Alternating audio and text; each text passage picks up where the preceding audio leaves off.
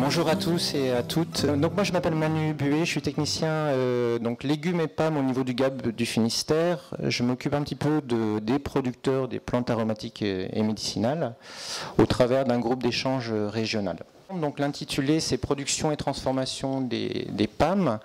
On va bien sûr s'appuyer sur les trois conférenciers qui sont à côté de moi et qui m'impressionnent beaucoup et qui vont se présenter par eux-mêmes parce que sinon je vais dire des bêtises. Sachez bien sûr qu'on va très rapidement aborder le thème de la réglementation qui a déjà un petit peu abordé ce matin lors du cabaret paysan. Donc voilà, qu'il n'y ait pas de surprise. Dans le désordre, donc je vais demander à chacun et chacune des intervenants de se présenter et puis on va démarrer. Donc moi je suis la référente locale, donc je suis Isabelle Chailloux, productrice de plantes aromatiques et médicinales dans le Finistère. Je suis aussi administratrice du GAB 29, productrice simple et déléguée de massif de la région Bretagne. Voilà, et donc on est content aujourd'hui d'avoir Thierry Thévenin et Joël Labbé pour présenter un petit peu l'actualité par rapport à la production des plantes aromatiques et médicinales. Bonjour, donc je suis Joël Labbé, sénateur du Morbihan, groupe écologiste du Sénat, avec la lourde responsabilité de représenter ici le monde politique qui n'a pas forcément une image extraordinaire. Voilà, sur un sujet qui m'intéresse particulièrement, on aura l'occasion d'en parler. Et je voudrais dire d'abord ma première impression à vous voir, toutes et tous, et notamment les plus jeunes, par rapport au sujet qui nous intéresse aujourd'hui, c'est drôlement encourageant. À nous d'être à la hauteur. Bonjour, je m'appelle Thierry Thévenin, donc moi je suis producteur de plantes médicinales en Creuse et donc actuellement je suis porte-parole du syndicat des simples. Je vous dirai ce que c'est. Et voilà, donc je fais ce métier depuis presque 30 ans et je suis venu un peu pour en parler et puis pour témoigner des joies et des difficultés que ça peut représenter de vouloir faire un métier comme ça. On commence alors, c'est ça hein? Ouais. Donc je suis venu vous parler d'un très vieux métier, un métier qui existe, on ne sait pas, il existe depuis toujours et en même temps il n'existe pas vraiment, il existera peut-être demain. En tout cas, c'est vrai que depuis pas mal de siècles en France, on voit il y a deux images qui doivent avoir 7 siècles d'écart et on voit que depuis tout ce temps et bien avant d'ailleurs, il y a des gens en France qui produisent des plantes pour en faire des remèdes. Là, c'est deux cueilleuses, une qui ramasse de la sauge et l'autre de la lavande. Et ce métier existe encore. C'est ce que je représente, le syndicat des simples, c'est des gens qui travaillent encore comme ça. Après, on a du matériel, bien sûr, pas comme il y a 700 ans, pour tout ce qui est tri, pour tout ce qui est empaquetage, pour ce qui est le séchage. Mais il y a des gestes qui restent, et ça, c'est quelque chose qui nous tient à cœur. Mais c'est un métier qui a plein de facettes, et cette façon de travailler, qui est un peu celle des gens du syndicat simple, et de gens, pas que, hein, parce que le syndicat simple, c'est pas tous les petits producteurs de plantes qui travaillent comme ça, et je sais qu'en Bretagne, il y en a plein, et c'est un métier qui monte, et je crois que vous êtes une cinquantaine, là, en quelques années à avoir émergé, à travailler de manière traditionnelle. En fait, on représente à peu près 1% de la production française qui se fait plutôt comme ça. Même peut-être moins de 1%, peut-être que 0,1%. C'est difficile d'avoir des chiffres, hein. Même l'État a du mal. Il y a un office qui s'appelle France Agrimaire qui est censé regarder toute l'agriculture, la pêche, la chasse, la forêt et faire des chiffres. Il y a des économistes. C'est un secteur qui est mal connu. Mais enfin, l'écrasante majorité se fait comme ça. Donc c'est quoi ce métier? Donc moi c'est celui que j'ai appelé pendant longtemps producteur arboriste, que maintenant collectivement et à la suite d'un tour de France et de consultation de ces quelques centaines de producteurs, on est peut-être à peu près 500 actuellement en France. Maintenant on parle plutôt de paysans et arboristes. Donc il y a quelques valeurs fortes qui nous rassemblent. C'est l'idée d'une préservation de l'environnement et des ressources naturelles. C'est ce qui ressort en premier dans la préoccupation de ces gens-là. C'est très simple, hein. On travaille directement sur le terrain, on est directement en contact avec la plante. Et pour ceux qui ont quelques années de recul, mais même pour ceux qui démarrent, ils voient que notre environnement évolue très très vite, se dégrade très vite. Et donc c'est vrai que c'est la première inquiétude et la première sensibilité souvent qui amène les gens à faire ce métier, c'est la préoccupation des ressources naturelles. Une agriculture paysanne, à échelle humaine. Ça aussi, c'est quelque chose qui nous caractérise et qui est une valeur forte. Transmission des savoirs et des savoir-faire, c'est vrai que c'est un métier qui va chercher loin dans le passé, même s'il regarde vers l'avenir, parce qu'on pense être un métier d'avenir. Quand on voit un petit peu aujourd'hui la presque faillite de l'industrie pharmaceutique, en tout cas morale, vis-à-vis du public, eh ben, on pense qu'on a un rôle à jouer. Le désert médical, c'est pas juste une peur fantasmée, mais ça existe, ça avance dans les campagnes. Donc peut-être demain, ces paysans herboristes, ils auront aussi un rôle à jouer au niveau de la santé publique. Et ça passe par des savoirs. On ne peut pas faire n'importe quoi avec les plantes. Il y a des dangers, ça demande des savoirs. Donc ça nous tient à cœur. Donc la plupart des gens se sont formés, ont suivi des formations. Là, dans la salle, par exemple, il y a l'école européenne d'herboristerie qui est présente par ses fondateurs. Il y a pas mal de producteurs qui vont se former dans les écoles d'herboristerie, qui apprennent un peu par tous les moyens possibles et qui cherchent à transmettre les savoirs. Et c'est là où ça coince le plus et c'est là où c'est vraiment difficile de pratiquer ce métier.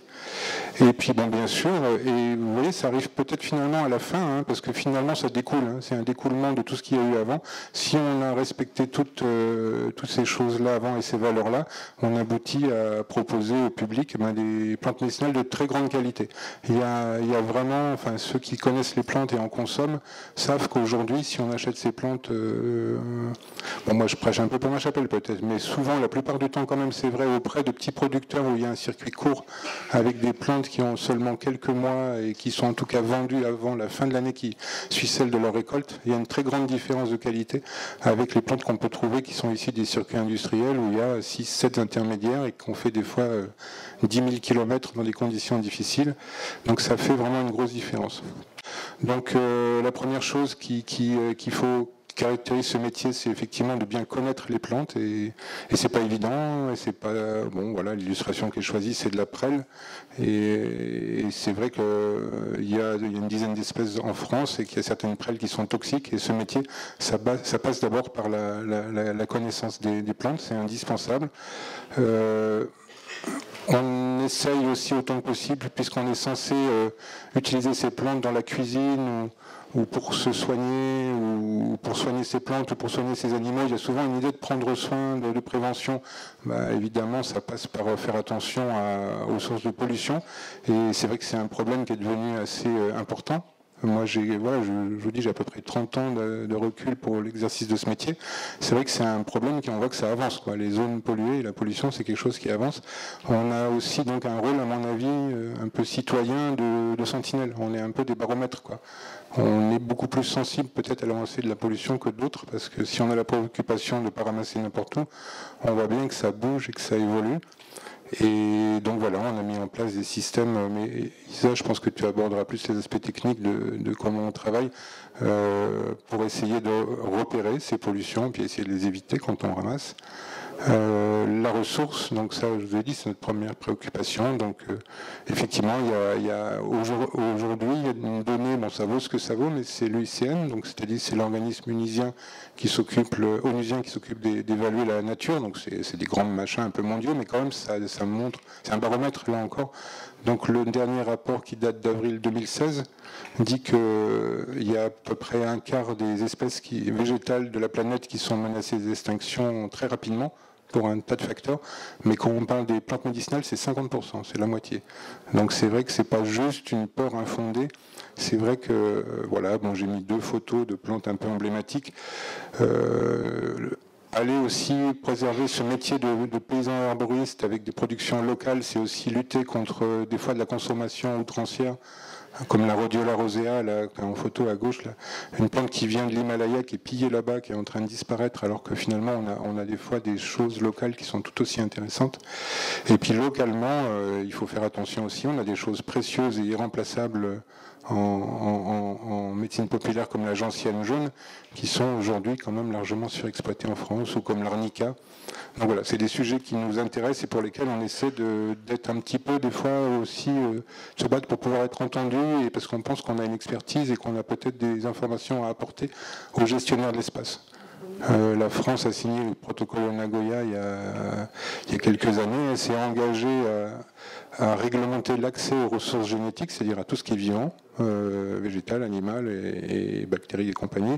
Donc nous, on voudrait pouvoir un peu être autour de la table des négociations parce qu'on pense avoir aussi quelques informations utiles à apporter sur l'état de la ressource et on a une certaine, même si c'est empirique, moi je revendique l'empirisme. L'empirisme, c'est vraiment quand vous faites des choses, vous voyez ce qui se passe. Et c'est vrai que ça vaut bien des fois des expertises scientifiques. Donc on pense avoir un rôle à jouer.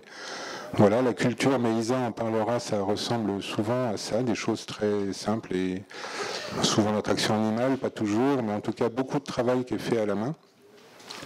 Les transformations, aussi, on a un cahier des charges qu'on peut aller voir sur le site du syndicat Simple et qui a été inspiré de Nature et Progrès. Donc je ne dis pas que Simple est le centre du monde des plantes, hein, pas du tout. Mais c'est vrai qu'on retrouve, même les gens qui n'ont pas forcément le label Simple, on retrouve souvent un peu ce type de séchage à basse température, avec des transformations qui essaient de dénaturer le moins possible la plante. Et je vous l'ai dit, où ça fâche, où c'est compliqué et où on a un travail énorme à faire, c'est au niveau de la transmission des savoirs et des savoir-faire. Donc il y a une partie de ces savoirs qui sont transmis aujourd'hui, alors quand ils sont plutôt d'ordre technique, apprendre à sécher, récolter, accueillir, ça peut se faire dans des centres de formation agricole. Il y a 3 centres en France qui délivrent des formations diplômantes pour apprendre à produire des plantes correctement. Donc il y en a un dans la Drôme, il y en a un dans le Jura et il y en a un dans le Puy-de-Dôme. Puis après, il y a des modules qui existent ici ou là dans différentes régions. Là, je parlais des 3 formations principales longues. Il y a les écoles d'arboristerie, donc elles sont 5 en France, elles se sont réunies en fédération et qui délivrent sur 1 an ou 2 des enseignements qui sont peut-être, même s'ils font aussi, on fait de la botanique dans ces écoles-là, on apprend aussi des choses de l'ordre de la production. Il y a souvent d'ailleurs des stages obligatoires pendant la formation à faire chez un producteur, en tout cas qui sont peut-être plus orientés sur les usages. Mais donc ça veut dire qu'aujourd'hui on peut se former, on peut apprendre à produire. Souvent les producteurs installés ont fait les deux, souvent, pas toujours, hein, il y a des autodidactes, mais il y a des gens souvent qui font une formation agricole et qui après vont pour ce qui est des savoirs, des usages des plantes dans une de ces écoles. Et on n'a absolument aucun droit en ce qui concerne la transmission de ces savoirs, notamment lorsqu'ils sont médicinaux, quoi. C'est très très compliqué. C'est l'impasse dans laquelle on est, donc, sur laquelle il faut agir. C'est qu'aujourd'hui, quand on produit des plantes médicinales, c'est pas par hasard. C'est parce qu'on sait que ces plantes-là, elles ont une action sur la santé, que ce soit même utilisé en cuisine d'ailleurs, hein, ou en tisane ou quoi. Et aujourd'hui, la situation est absolument hypocrite, on n'a pas le droit d'en parler et ça peut exposer à des difficultés vis-à-vis de la loi. Donc il y a un organisme qui est chargé de protéger les consommateurs en France, c'est le service des fraudes. Et aujourd'hui, on va sûrement en parler tout à l'heure en échange avec le public, mais il y a pas mal de gens, la plupart des gens qui sont embêtés d'une manière légale, c'est souvent par rapport à ce qu'on appelle les allégations, c'est-à-dire que vous prétendez qu'une plante a telle ou telle propriété. Et ça, aujourd'hui, en France, dès que ça touche à la maladie ou directement à la santé, c'est illégal à partir du moment où vous n'êtes pas pharmacien diplômé dans une officine. Or, pourquoi tellement de gens viennent vers les producteurs pour obtenir des renseignements? On peut imaginer que c'est qu'ils n'ont pas forcément les réponses qu'ils attendent dans une pharmacie. Donc c'est un peu une foire d'empoigne. Il y a un tas d'acteurs. Et c'est vrai que tu l'as dit, Joël, ça va faire une bonne transition. Le monde politique, même si depuis la suppression du diplôme d'herboriste en 1941, de temps à autre, il y a des gens comme toi qui ont essayé de faire quelque chose pour qu'on sorte de l'hypocrisie et qu'on légalise un métier qui est séculaire, qui est aussi vieux que notre civilisation, qu'on le légalise en France et qui puisse exister comme il existe dans d'autres pays juste à côté. Il n'y en a pas beaucoup actuellement. Il y en a un, alors je lui souhaite bonne chance et bienvenue. Le monde de l'herboristerie, c'est Joël. Donc c'est toi qui es sur l'écran, là, tu vois. Et donc, qu'est-ce qu'il y en voit autour? Il y a des gens qui se réclament, plein de gens qui se réclament d'être des herboristes, mais les plantes, c'est aussi les cosmétiques, c'est aussi un secteur très important qui consomme une grande partie de la ressource et qui fait des bénéfices à 2 chiffres. Et donc, il y a des lobbying assez puissants. L'ordre national des pharmaciens, qui est une force aussi très très puissante, très ancienne, et qui a tout à fait un autre point de vue que le nôtre sur l'herboristerie. Le ministère de la Santé, c'est un peu pour l'instant, pour ma part, un peu comme une citadelle, parce que j'espère bien ces jours pouvoir enfin rencontrer des gens directement du ministère, pouvoir discuter avec eux, et puis qu'on essaie de débloquer la situation, mais c'est compliqué. Et voilà, donc Synadiète, ça c'est les compléments alimentaires, c'est quelque chose aussi qui maintenant a émergé, c'est un produit, ça représente des milliards de chiffres d'affaires, et il y a des intérêts très très puissants. Voilà, le petit syndicat des simples. Et voilà, donc là, ça me fait la bonne transition, et je pense que c'est plus intéressant qu'on échange ensemble, et donc je vais laisser la parole à Joël.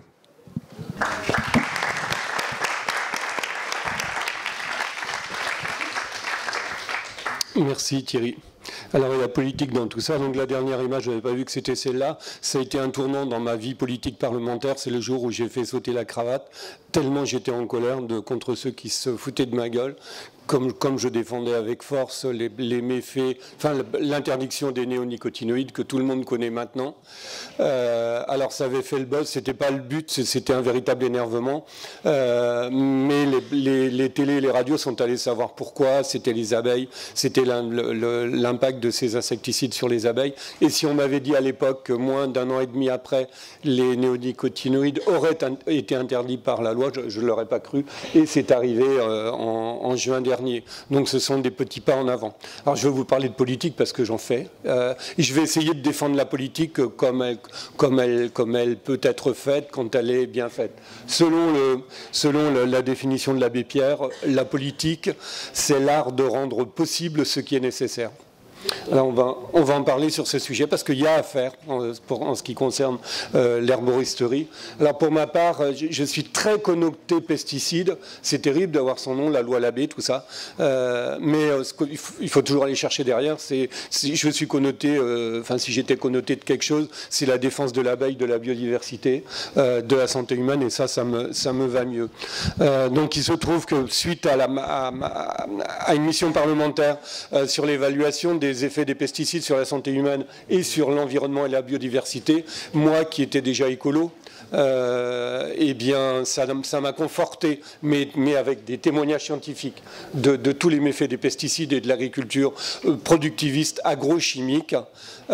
Et c'est au point où, comme je suis issu du milieu agricole, que j'ai été maire dans une commune rurale, les sujets agricoles, agriculture, alimentation et tout ce qui tourne autour, qualité de l'eau, qualité de la biodiversité, comme on ne peut pas tout faire, j'ai ciblé ces sujets-là, je me suis spécialisé et je travaille avec un certain nombre de réseaux, dont la FNAB, la FRAB, le GAB, évidemment parce que les modes agricoles qui sont pratiqués dans ces systèmes, ce sont ceux qui me conviennent, moi qui veux défendre, mais comme tout le monde ici, et la biodiversité et carrément la vie sur la planète pour les générations futures. Je trouve que c'est important de le dire.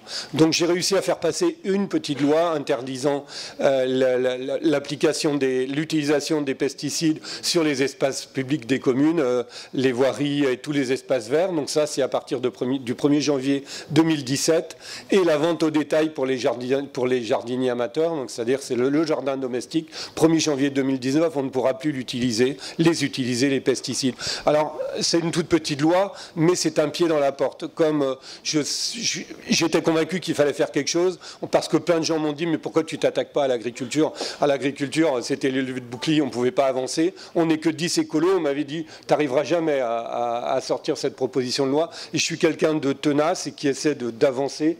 Et on a réussi à trouver une majorité. Cette loi, elle a été votée, elle est applicable là. Alors, ce n'est pas une grande performance, parce que c'est une petite loi, mais c'est un pied dans la porte, parce qu'on ne va pas lâcher comme ça. Alors, concernant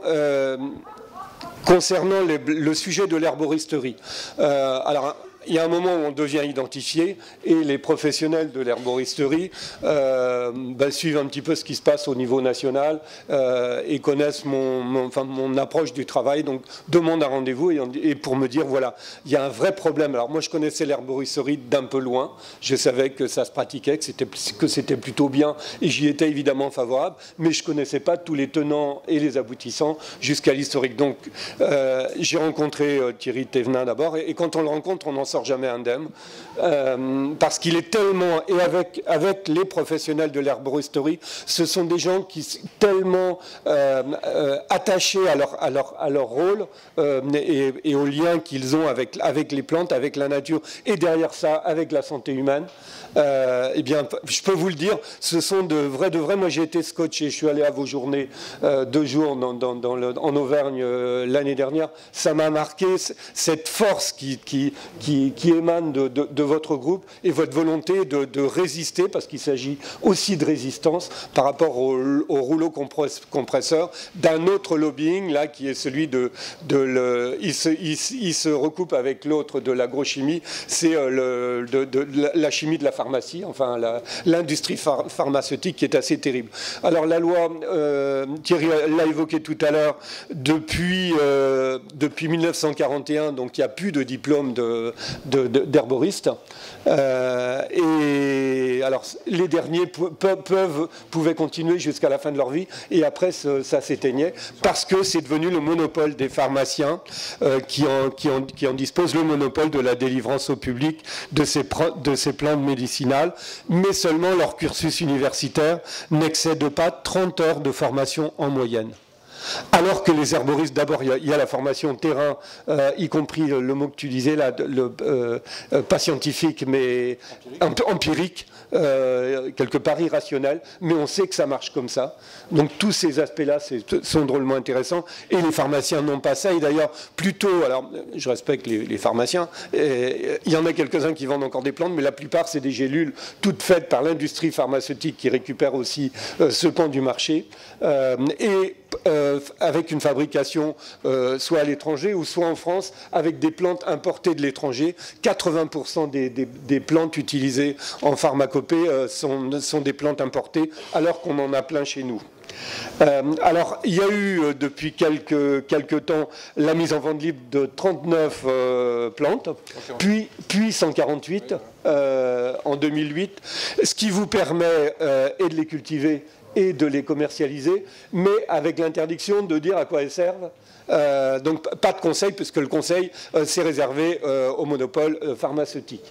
Donc vous êtes là avec la connaissance de vos plantes, de leurs effets, de leur intérêt pour la santé, seulement avec l'interdiction, et puis c'est du délit. Avec amende et tout ça. 37 500 €. Alors 37 500 € pour être clair. Voilà. Tout le monde a entendu 2 ans de prison. Quand on sait ce qui peut se passer dans les trafics, les machins, et qu'on va, cette petite profession noble, mais petite, on va aller les emmerder parce qu'ils dérangent. Et on sent bien qu'ils dérangent parce que vous êtes en émergence. Quand on voit tous les jeunes qui sont intéressés par ce métier, parce que maintenant on a aussi des écoles en France. On a évoqué, ils sont représentés ici, l'école bretonne de l'herboristerie.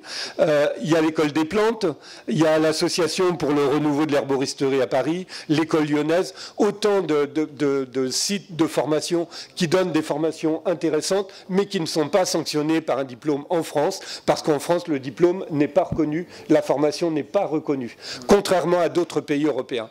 Donc, les discussions que l'on a eues, c'était comment on peut faire reconnaître par la loi le métier d'herboriste avec la formation qui va avec, évidemment, parce que ça ne peut pas se faire n'importe comment. Alors j'ai un collègue du Finistère qui n'est plus sénateur maintenant, qui s'appelle Jean-Luc Fichet, qui avait fait un projet de proposition de loi dont l'objet était intéressant, et moi j'y souscris complètement. En gros, mettre en place un nouveau diplôme reconnu par l'État, qui s'inscrive dans la modernité, créer une nouvelle profession et de nouveaux emplois, améliorer la protection des consommateurs, évidemment, favoriser la qualité, la transparence, le respect des ressources, ce que disait Thierry tout à l'heure, dans une volonté de développement durable, rendre plus dynamique la filière agricole des plantes, en particulier la filière bio, parce qu'on ne peut pas imaginer ce travail hors bio avec des pesticides chimiques, c'est complètement insensé. Pour le consommateur, oui. Quand on est Oui. on peut imaginer. Oui. Et conserver notre patrimoine culturel que sont les plantes, mais aussi le patrimoine naturel, la biodiversité cultivée ou la biodiversité naturelle, toutes ces plantes qui ont un rôle. Il y a quelqu'un qui s'appelle Gilles Clément, qui est une sommité au niveau des paysagistes, et que dans un dernier livre que je lisais, il dit « Il y a des plantes, moi-même, qui suis un grand spécialiste, je ne sais pas à quoi elles servent. Mais je suis sûr d'une chose, c'est qu'elles servent à quelque chose. » Alors, tous ces équilibres-là, cette alchimie, vous travaillez là-dessus, et donc vous avez un rôle à y jouer. Alors, pour finir et pour faire court, mon rôle, eh bien, en lien avec les professionnels, mais ce sera l'ensemble des professionnels, les formateurs également, les écoles de formation. Il faut trouver un consensus sur un texte sur lequel on trouve une majorité, au Sénat puis à l'Assemblée, ou bien à l'Assemblée puis au Sénat, pour qu'il soit voté, et comme la loi Zéro Phyto, ensuite appliqué. Alors, ça paraît simple, mais il y a des montagnes à soulever. Là encore, l'industrie pharmaceutique, ce monopole auquel ils tiennent, puis l'industrie derrière, et aussi l'industrialisation de la plante, alors que l'idée évidemment des herboristes, ce sont des plantes locales, de territoire pour le territoire, de telle sorte qu'on revienne. Mais c'est comme l'agriculture biologique et l'ancrage territorial de l'alimentation, c'est une alimentation sur le territoire, pour le territoire. Voilà là où il faut qu'on revienne. Ça se passait comme cela par le passé, et d'une manière progressiste et moderne, on doit y revenir. Donc c'est mon prochain challenge que cette proposition de loi. Il y a un député finistérien qui s'appelle Jean-Luc Blunven, avec qui je m'entends très très bien, qui est aussi sensibilisé. On va faire un travail en duo pour avancer sur cette proposition de loi. On a commencé par demander une mission parlementaire, mais lorsqu'il y a un député, un sénateur, c'est le Premier ministre qui en décide. Et Thierry, la réponse est tombée ce matin, ce n'est pas dans les priorités actuelles du gouvernement. Donc cette mission, on va pas l'avoir. On va quand même travailler. Par contre, le temps d'une proposition de loi, ça s'inscrit dans le temps. Alors, c'est pas du tout du chantage, mais pour moi, pour que je puisse la continuer, alors, je le dis parce que ça se sait, je l'ai déjà annoncé, je vais être candidat au sénatorial de 2017, non pas par appétit de pouvoir ou quoi que ce soit, mais parce que j'estime ne pas avoir fini de jouer mon rôle. Donc je serai candidat, et si je suis élu, Jean-Luc Blunven, c'est la même chose, lui ça va se passer avant, on mènera ce combat, et la première proposition de loi que je porterai, ce sera la reconnaissance du métier d'herboriste. Donc voilà où on en est, puis échange avec vous tout à l'heure également. Et je vais passer la parole à Isabelle.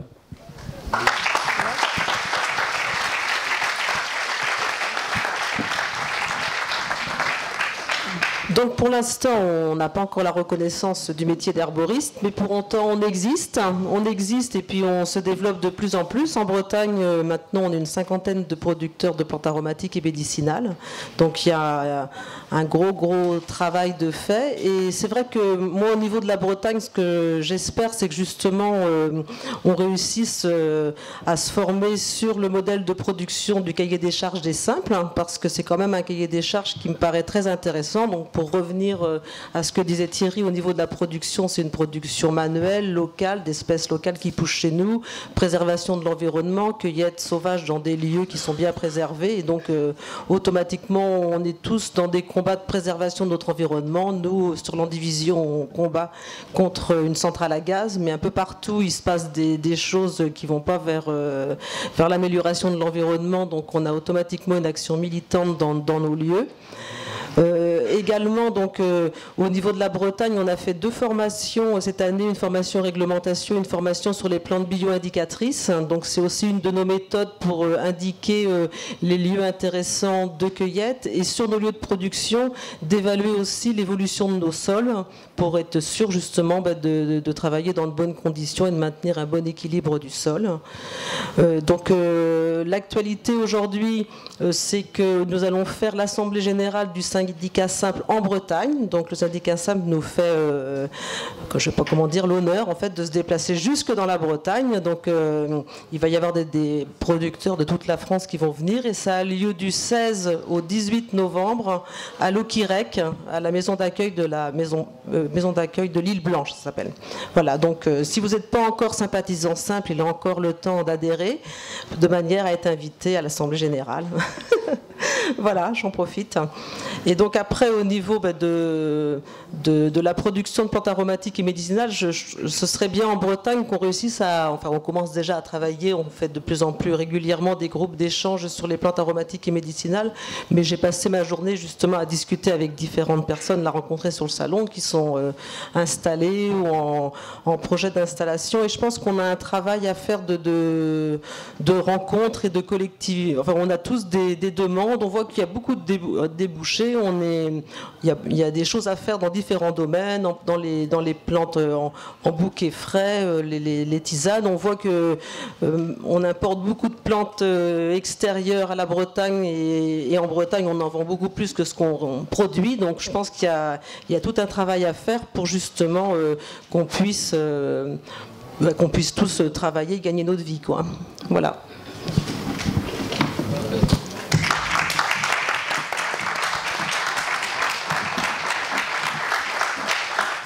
Bon, merci aux trois intervenants, c'est déjà très très riche, très complet. Moi je voulais juste revenir avec toi Isabelle, simplement sur un métier, vous l'avez compris, très enrichissant, la préservation de l'environnement, mais justement un problème de ne plus avoir le droit de transmettre des savoirs sur comment se soigner par les plantes.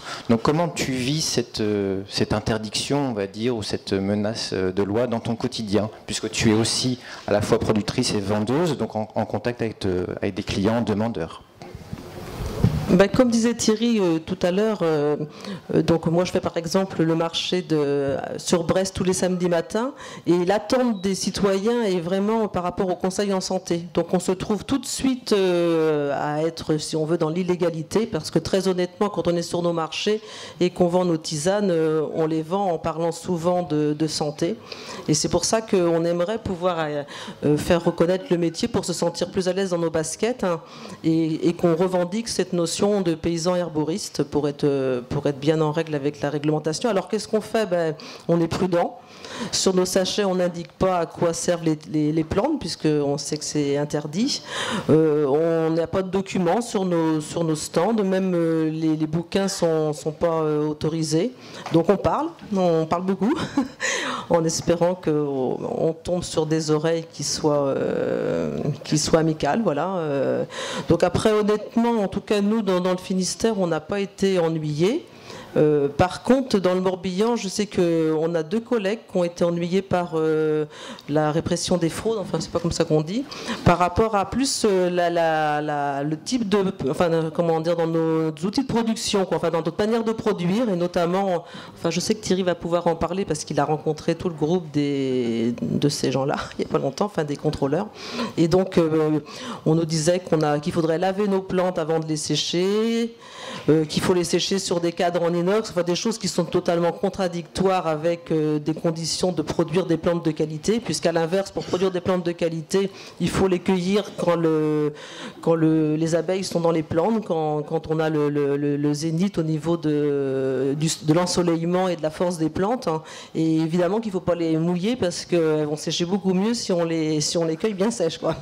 Et puis en plus, après, par rapport au type de séchage, on sèche à température ambiante. La température idéale, c'est dans les 26 degrés. Donc évidemment, on ne va pas utiliser d'énergie fossile pour chauffer l'air, pour chauffer les plantes, dans un souci d'écologie, d'économie d'énergie. Et qu'est-ce que je peux dire? Donc en fait, après, on se rend compte que souvent les contrôleurs qui nous embêtent, enfin en tout cas pour le Morbihan, c'est des contrôleurs qui connaissent rien du tout sur la production des plantes. Et quand on a fait la formation réglementation dernièrement, le responsable de la DGCCRF de Paris nous a indiqué qu'il prenait comme référence le cahier des charges des simples au niveau de la qualité de la production, et que si on était ennuyé, on pouvait donc s'appuyer sur ce cahier des charges pour dire que c'était garant de bonne qualité et qu'on pouvait s'en référer à lui, quoi.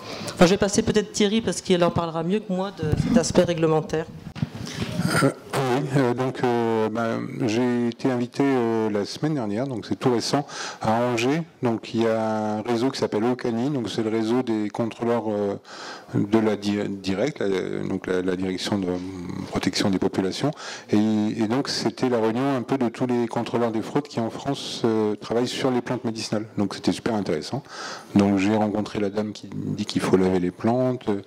J'ai rencontré un autre monsieur qui dit qu'on ne peut pas mettre des livres. Et donc il y avait une cinquantaine de personnes. Donc il y avait des contrôleurs, il y avait les deux laboratoires des fraudes qui donc font des analyses et font de la recherche. En fait, ils m'ont invité parce qu'en fait tous les ans ils se réunissent et chaque année il y a un thème. Et là en fait, s'ils avaient choisi ce thème-là, c'est parce qu'en 2014, en juin 2014, il y a eu l'arrêté Plante, qui a ouvert un nouveau marché finalement légalement, celui des compléments alimentaires. Aujourd'hui, il y a 546 espèces qui peuvent être vendues comme plantes en tant que complément alimentaire, et c'est un très gros business, hein, c'est énorme, et toutes les grandes entreprises se sont engouffrées là-dedans, et donc c'est vrai que c'est compliqué pour eux, hein, pour les contrôleurs. Ils se retrouvent à faire face à plein de nouveaux opérateurs, et ça va très très vite, et donc voilà, ils avaient choisi ce système-là, donc c'était très bien qu'ils aient pu m'inviter. Enfin, c'est pas moi qui les invitais, c'était en gros les petits producteurs de plantes, et ça m'a permis de les rencontrer. Donc on a pu remettre, il y avait donc la direction de Bercy aussi,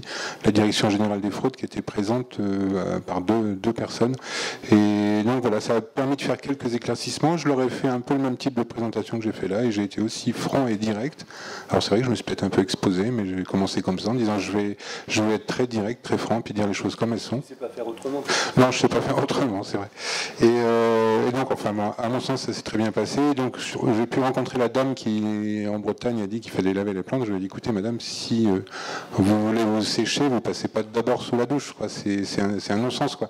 Mais bon, c'était pas pour me moquer d'elle, mais c'est vrai qu'il faut voir que ce qui ressort beaucoup, et ça, c'est un problème de civilisation, de société, c'est que la plupart des règlements européens sont faits sur la peur du sale, sur la peur de la nature.